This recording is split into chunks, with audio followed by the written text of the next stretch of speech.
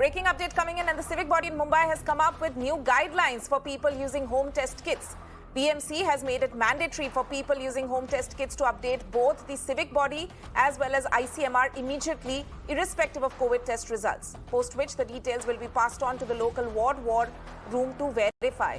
This comes as on a daily basis 3 to 3.5 lakh tests are being done by citizens in Mumbai, but a majority of these tests are not being reported. Let me go across to my colleague Disha for more on this. Disha, if you could just tell us, we've seen that home testing concerns has in fact been a major concern, not just in Mumbai, but in several cities across the country, where the state authorities are essentially saying that a lot of people are using these kits, but it's very difficult to track that since they are not getting reported. What is the difference that this protocol is going to make? First of all, explain the new guidelines to us, and how is the BMC hoping that this will improve the tracking policy?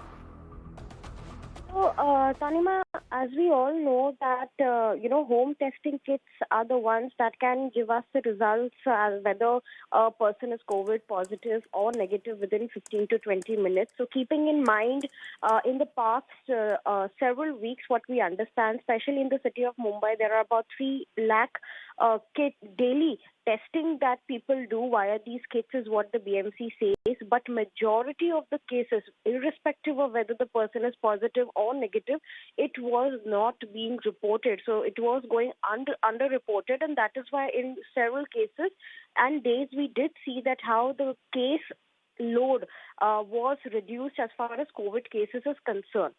Now the BMC has come up with new guidelines to ensure that every case is reported. First and foremost, whenever a person is doing a self-home testing kit, then immediately, irrespective of the result, he has to inform the BMC, as well as he has to put the test result on the ICMR website. So in the test kit, there is a QR code on the back of the test kit, and via that and via mobile app, they have to really update both the systems is what we understand with all of their details. And then later, of course, the local ward office will also contact the person irrespective whether he's positive or negative, and then obviously get more information.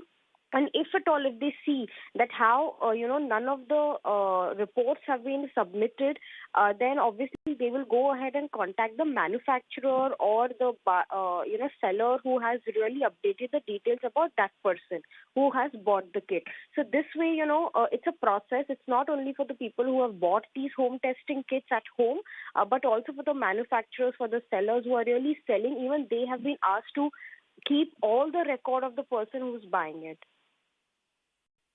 As we know that this has, of course, been one of the main concerns that we've seen. Maharashtra government has spoken about it, and Mumbai civic body authorities have also spoken about the fact that they are finding it difficult to track the home testing, how many of these people are in fact testing positive, and they are hoping that this particular guideline will help settle that issue.